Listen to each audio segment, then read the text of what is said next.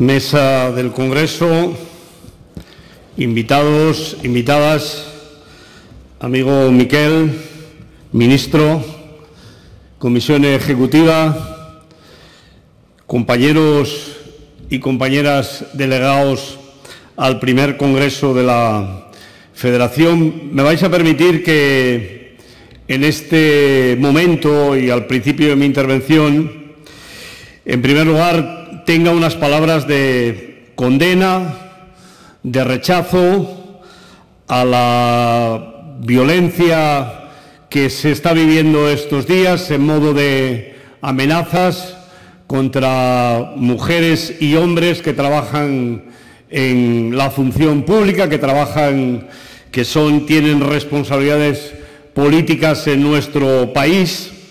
Creo sinceramente que el odio, que esta situación de crispación política que vivimos en nuestro país no nos lleva a ningún sitio más que a la barbarie, a dividirnos, a no encontrar elementos comunes, y yo quiero, por tanto, que mis palabras en el Congreso, en esta sesión del Congreso, sean de rechazo y de condena absoluta.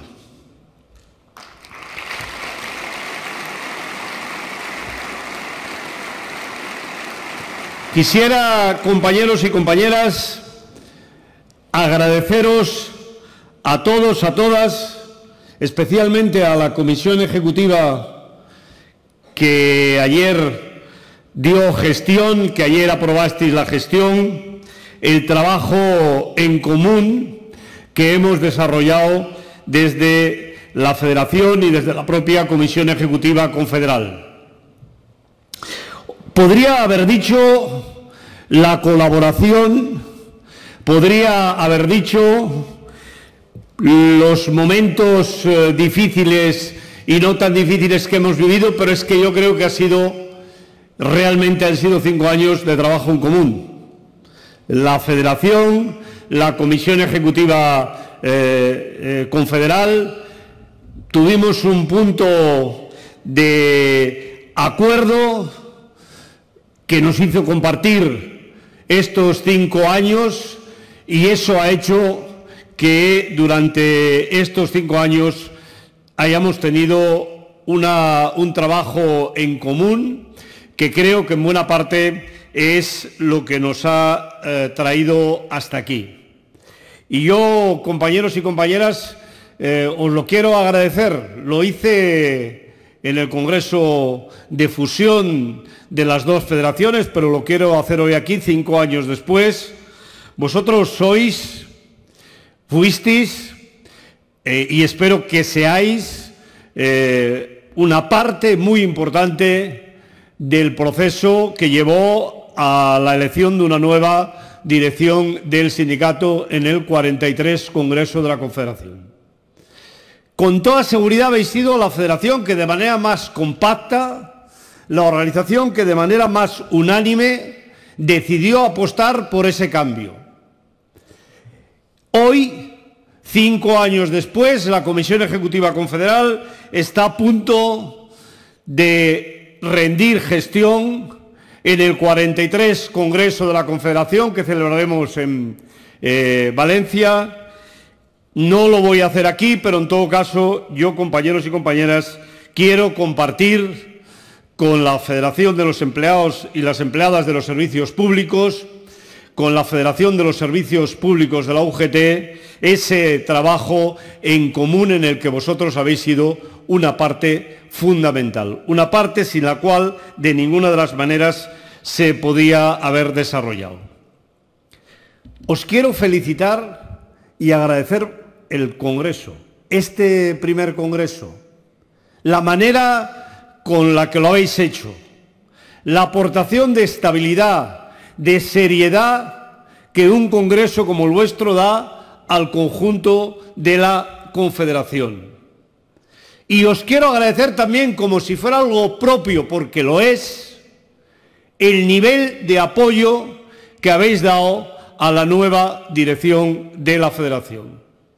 Creo que es un reconocimiento a un trabajo que se ha ido desarrollando durante los últimos 25 años, de una manera permanente, tranquila, pausada, pero en un camino que nos ha llevado a tener, sin ningún lugar a dudas, la mejor federación de los servicios públicos, la mejor federación de los empleados y las empleadas de los servicios públicos que nunca había tenido la Unión General de Trabajadores.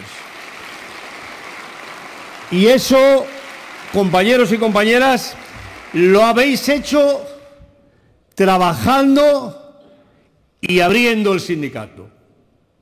Y yo os quiero pedir que a partir de este Congreso continuemos en esa línea de trabajo.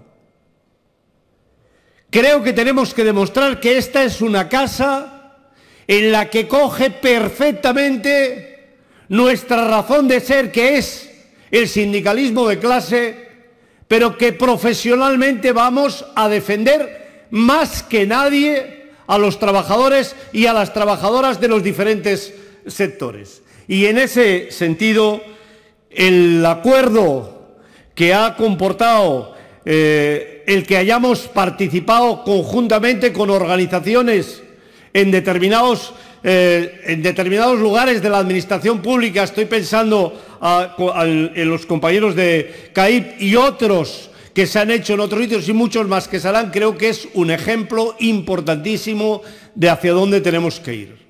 Por eso, Julio, yo te quiero agradecer no solo este trabajo en este periodo de tiempo, sino ese trabajo que tú has estado dirigiendo en primera persona con diferentes equipos y que nos ha llevado a tener la federación que hoy tenemos. Yo realmente me siento orgulloso de ser el secretario general de una organización más que centenaria, vamos a cumplir 133 años, y que tiene una organización en los servicios públicos como la que vosotras y vosotros tenéis. Y me siento orgulloso, compañeros y compañeras, porque eso nos va también a ayudar a poder trabajar para que ese otro elemento fundamental que tiene la Unión General de Trabajadores, que es la defensa común de todos y cada uno de los trabajadores, de todas y cada una de las personas de nuestro país que tienen necesidades, que están pasando por una situación de penalidad, con una federación nuestra de servicios públicos como la que tenemos, con toda seguridad vamos a poder fortalecer los servicios públicos y, por tanto, en muchos casos, atender las necesidades que puedan tener los trabajadores y las trabajadoras. 5 años, y digo bien, el mandato era para 4 años, pero ha durado 5 años. Y os quiero decir además que este ha sido un mandato especialmente complejo. ¿Quién nos iba a decir hace 5 años que íbamos a tener durante nuestro mandato 3 gobiernos diferentes, 3 elecciones generales que se celebraron durante nuestro mandato, y cuando ya parecía que podíamos entrar en un proceso de negociación de las cuestiones fundamentales que nos llevaron a asumir la dirección de la Confederación, de las reivindicaciones de los trabajadores y las trabajadoras, llega la pandemia. Y durante este largo año de pandemia, compañeros y compañeras, la UGT, todas las organizaciones del sindicato nos hemos dedicado en cuerpo y alma a atender las necesidades económicas, sociales, de salud también, pero sobre todo económicas y sociales y de salud desde el punto de vista de intentar proteger a los trabajadores y a las trabajadoras de los servicios públicos, de los servicios en general, de la atención a las personas en general, con los elementos necesarios para poder hacer frente a sus responsabilidades. Ha sido un proceso ejemplar desde mi punto de vista. Desde el primer día decidimos que íbamos a aparcar temporalmente las reivindicaciones que teníamos pendientes desde hacía años, porque nos parecía, compañeros y compañeras, que lo esencial. Lo que no podíamos dejar ni un minuto era atender las consecuencias de la pandemia. No os explicaré, porque no hay tiempo, en qué niveles nos hemos movido para intentar proteger a los trabajadores y a las trabajadoras. Los ERTEs solo son la parte que es más visible, pero se ha trabajado a fondo. Y no solo para los trabajadores y las trabajadoras, también para mantener el tejido productivo de nuestro país. Y conviene que los empresarios de este país sepan que de cada 5 euros que el Estado, o lo que es lo mismo, que los ciudadanos y las ciudadanas hemos dedicado a luchar contra la pandemia, 1 han ido a las políticas sociales, 4 han ido a salvar el tejido productivo.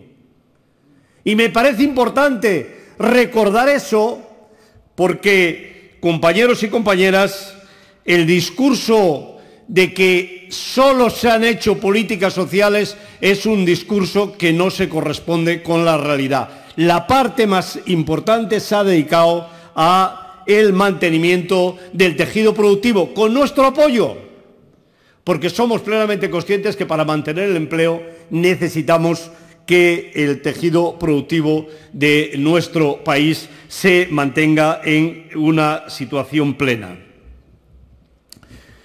Miquel antes hacía referencia hasta qué punto durante la pandemia hemos echado de menos los servicios públicos que se habían recortado en años anteriores. Y es verdad. Y desde la UGT, no solo desde vuestra federación, desde el conjunto de la UGT, yo me quiero comprometer ante vosotras, ante vosotros, compañeros y compañeras, que el sindicato no se va a olvidar de cómo vivimos la pandemia, de la falta de medios que tienen los servicios públicos en nuestro país. Porque el planeta, y especialmente Europa y nuestro país, en los últimos años ha dado muestras de que cuando estamos en medio del vendaval, todos y todas nos preocupamos y decimos qué pena que no los tenemos. Pero cuando pasa el vendaval nos olvidamos. ¿Os acordáis cuando Sarkozy, en la crisis del año 2009-2010, dijo aquello de que hay que refundar el capitalismo? De refundar el capitalismo pasamos en los años siguientes a que casi nos refundan a nosotros. Por eso, compañeros y compañeras, esta lección que conocemos nosotros, pero que conocen nuestros compatriotas, que conoce el conjunto del planeta, es una lección que no podemos olvidar.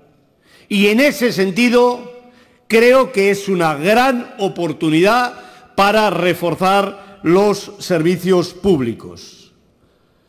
Antes se ha dicho aquí que los servicios públicos en nuestro país no solo tienen problemas por lo que hace referencia a aquellos más relacionados con las cuestiones que hemos visto que faltaban durante la pandemia, sino que el conjunto de las administraciones públicas tienen una necesidad de fortalecer los servicios públicos. Ahora nos hemos dado cuenta que la Seguridad Social tiene una media edad, los trabajadores y las trabajadoras de la Seguridad Social, de más de 57 años. Y eso, o el SEPE, y eso, compañeros y compañeras, es por alguna razón, no es porque sí. Es porque hay un elemento que, con todos mis respetos, Miquel, creo que lo mejor que puede hacer es desaparecer, es derogarse, que es la tasa de reposición. La tasa de reposición es un desastre. No tiene ni pies ni cabeza. Más allá de los acuerdos que llegue la Federación y de las posibilidades que haya con el propio Gobierno, yo os quiero decir que para nosotros esa es una cuestión fundamental.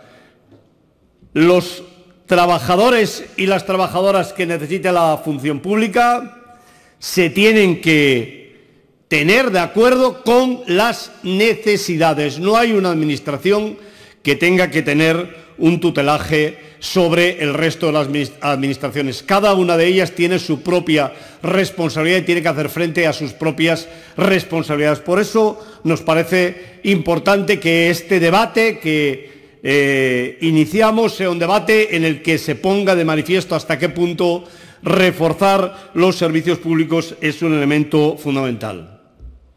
Pero no quiero, aunque sea en esta intervención, que voy a intentar que sea corta, no quiero, compañeros y compañeras, dejar de situar otro elemento que para nosotros es fundamental, que son las trabajadoras y los trabajadores que trabajan en los servicios públicos, pero que lo hacen por cuenta de contratas, por cuenta de empresas privadas. La Administración tiene que tener la absoluta conciencia de que no puede continuar trasladando a los trabajadores y a las trabajadoras que trabajan en servicios públicos, que se dan a través de contratas, no puede continuar trasladando los ahorros presupuestarios a estos trabajadores y trabajadoras.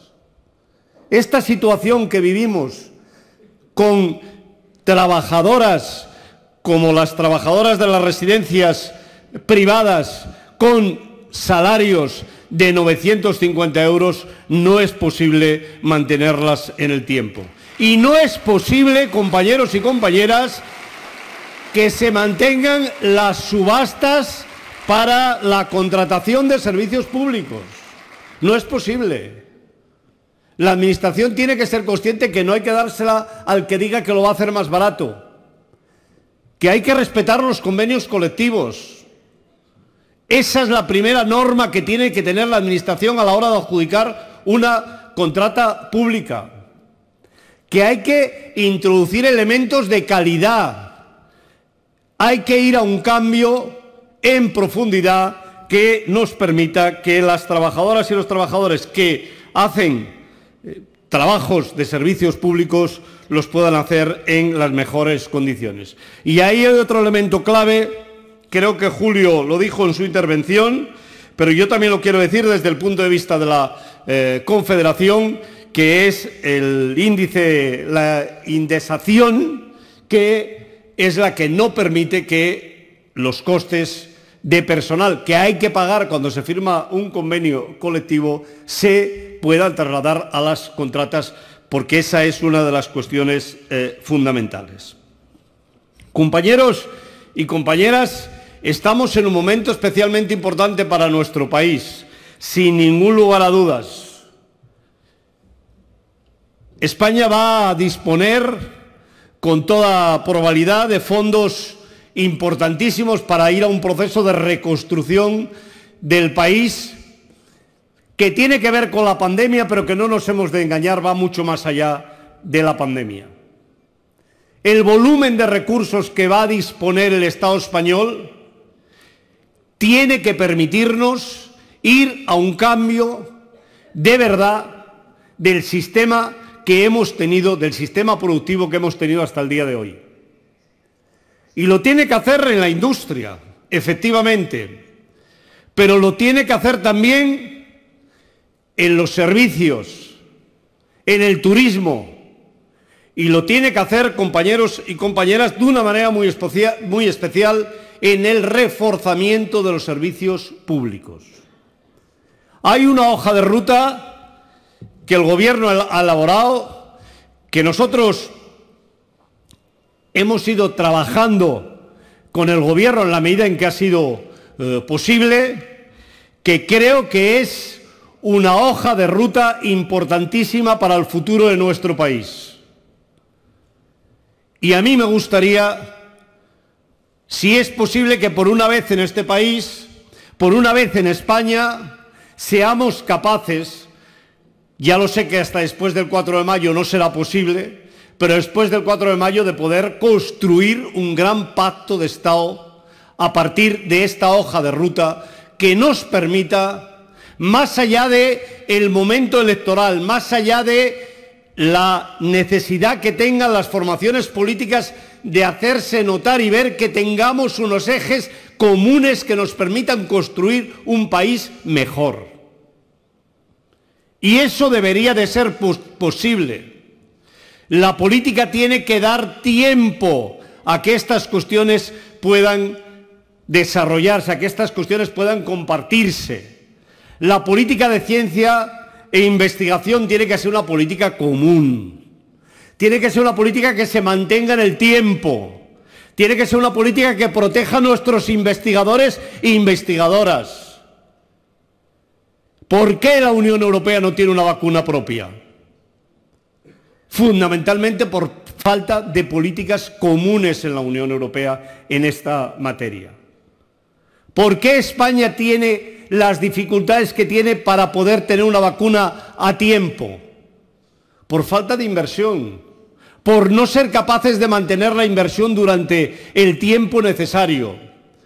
Y solo os pongo un ejemplo de las políticas que hay que desarrollar con estos recursos que vendrán de la Unión Europea. Por eso es importante que pueda haber un pacto de Estado que posibilite que estos temas no formen parte del pim pam pum de la vida política de nuestro país y que tengamos una hoja de ruta que nos ayude a abordar el futuro.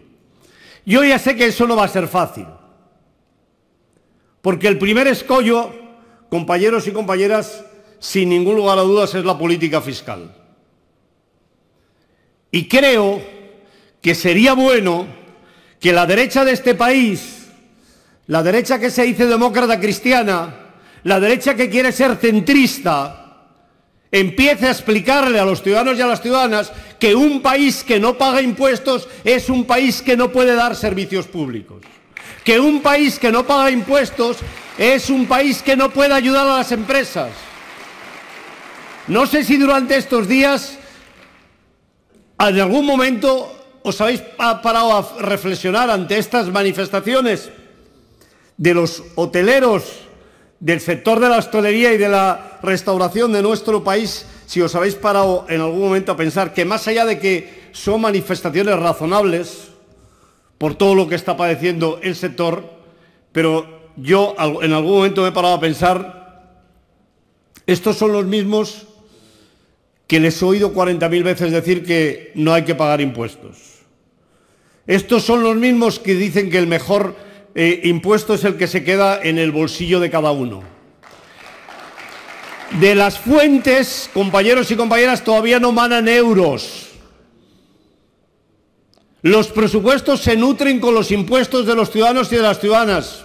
Y el sistema impositivo español es un sistema débil, frágil. Es un sistema que no nos permite redistribuir la riqueza, que no nos permite tener igualdad de oportunidades. Porque, compañeros y compañeras, más allá de cómo se utilicen las palabras, más allá de que nos intente robar un día sí y otro también las palabras más bonitas de nuestro diccionario, vosotros y vosotras sabéis, como yo, que no hay libertad si no hay igualdad. Sin igualdad no hay libertad. Y la igualdad empieza en la escuela. La igualdad empieza, compañeros y compañeras, en los centros de salud. La igualdad empieza por dar a todo el mundo la igualdad de oportunidades. Por eso es tan importante tener un sistema fiscal justo, un sistema fiscal autosuficiente. Y este es un gran momento porque la humanidad, y ya no hablo solo de España ni de Europa, especialmente España y Europa, nos tenemos que dar cuenta que esto que hemos ido aplaudiendo, que han ido aplaudiendo, mejor dicho, porque nosotros nunca hemos aplaudido demasiado, que es la globalización, o a la globalización se le pone cara humana, o la globalización se piensa y se hace a partir de los intereses de los ciudadanos y de las ciudadanas, y por tanto de las decisiones políticas de los electos para esta materia, compañeros y compañeras, o el planeta se irá a la mierda hablando mal y pronto. Esta es la realidad y lo hará desde el punto de vista medioambiental. Así estamos. No hay manera de poder tomar medidas que nos permitan avanzar desde el punto de vista medioambiental. Cada acuerdo es infinitamente mejor que el otro, pero cuando vamos al siguiente estamos peor que estábamos en el acuerdo anterior, pero también desde el punto de vista de los servicios, de los derechos de las personas. ¿Alguno de vosotros había planteado en alguna ocasión, compañeras y compañeros, si en España se fabricaba alcohol o no? Yo no me lo había planteado nunca, hasta el día que fui y no había. Ese día pensé, ¿y cómo no hay alcohol? Y llego y pregunto y me dicen, es que no hay ninguna fábrica en España. Pero es que tampoco había fábricas de mascarillas. Pero es que tampoco había ningún sitio donde se pudiera hacer tela para poder hacer mascarillas o batas o los EPIs en general de los que hemos estado hablando. Tenemos que reconsiderar todo eso, porque ¿sabéis qué pasa? Que el mercado se convierte en un mercadillo persa. Y eso es lo que ha ocurrido durante la pandemia y eso es lo que nos va a ocurrir si no somos capaces de proteger a nuestros conciudadanos y a nuestras conciudadanas. Y la Unión Europea, el espacio que representa la Unión Europea desde este punto de vista es un espacio que tiene que abastecer a los ciudadanos y a las ciudadanas en relación con esos temas. Y tenemos un ejemplo altamente positivo, que es el reparto de las vacunas y la compra de las vacunas. Extraordinariamente positivo. Y no os dejéis engañar por los que dicen que no tienen que repartirse a través de los servicios públicos, que no tiene que estar planificado. Claro, son los que les gustaría que llegaran las vacunas cuanto antes mejor a los suyos, a los ricos, a ese 10% de madrileños y de madrileñas que son los que les dan regalos fiscales el gobierno en la Comunidad de Madrid. La Unión Europea, con sus políticas, ha permitido un proceso de vacunación ejemplar. España jamás hubiera llegado a tener opción a tener las vacunas que tiene si no fuera porque se ha hecho a través de la Unión Europea. Y eso, compañeros y compañeras, es un elemento muy importante que tenemos que mantener. Acabo como empezaba, agradeciéndoos vuestro esfuerzo, vuestro trabajo. Os quiero pedir vuestra pasión para el Congreso de Valencia. He dicho hace unos días que nos habían quedado cosas por desarrollar, que yo iba a presentar mi candidatura al Congreso. Hoy os digo que sobre todo si tengo avales, si los delegados y las delegadas decidís avalar la candidatura, porque creo que quedan muchas cosas por hacer. Porque estos 5 años han sido 5 años en los que nos han quedado muchas cosas pendientes. Y creo que las tenemos que abordar. Desde la seguridad social, que espero que en las próximas semanas podamos anunciar un acuerdo de derogación de la reforma de las pensiones del Gobierno del Partido Popular, que en eso va a consistir el acuerdo, hasta la derogación, seguramente que en la primera fase total no, pero derogación importante de aspectos de la reforma laboral y sobre todo por lo que hace referencia a los temas de contratación, y espero, compañeros y compañeras, que también podamos conseguir que el salario mínimo interprofesional de nuestro país suba para poder situarnos en el año 2023 en esos 1.200 euros que queremos situarlo. Y acabo hoy, día 28 de abril, Día Internacional de la Salud y la Seguridad en el Trabajo, diciéndoos, compañeros y compañeras, que hoy es un día en el que no hay nada que celebrar, hay mucho que reivindicar. Las muertes por accidente de trabajo, solo las muertes en nuestro país, el año pasado han crecido un 10% con una caída del PIB del 10%, más del 10%. Eso es una demostración palpable de hasta qué punto tenemos un gravísimo problema. ¿Que hay que abordar con la reforma del mercado de trabajo? Efectivamente, porque una parte muy importante viene como consecuencia de las condiciones de precariedad en las que viven las trabajadoras y los trabajadores de nuestro país. Pero que también hay que acabar con una modificación sustancial o con una ley nueva de prevención de riesgos laborales. El Gobierno tiene que hacer frente a esas responsabilidades, el Ministerio de Trabajo tiene que hacer frente a esas responsabilidades, porque esta sangría no la vamos a poder continuar manteniendo en nuestro país. Y ahora sí que acabo. De verdad, Julio, no te preocupes. Ya lo sé, ya. Diciéndoos que, felicitando a la Ejecutiva y diciéndoos que os habéis llevado a la Comisión Ejecutiva de la Federación a una parte muy importante de la gestión que se ha realizado en la Comisión Ejecutiva Confederal. Enhorabuena por haber elegido a la compañera Isabel Araque para la acción sindical de vuestra federación. He tenido una experiencia magnífica estos 5 años con ella. Estoy convencido que, como todos los demás, va a hacer un trabajo fundamental, pero en todo caso vaya por delante mi agradecimiento a ella y al resto de compañeros de la Comisión Ejecutiva Confederal de vuestra federación, pero especialmente a ella, que hoy entra en la Ejecutiva de vuestra federación. Muchísimas gracias, compañeros y compañeras.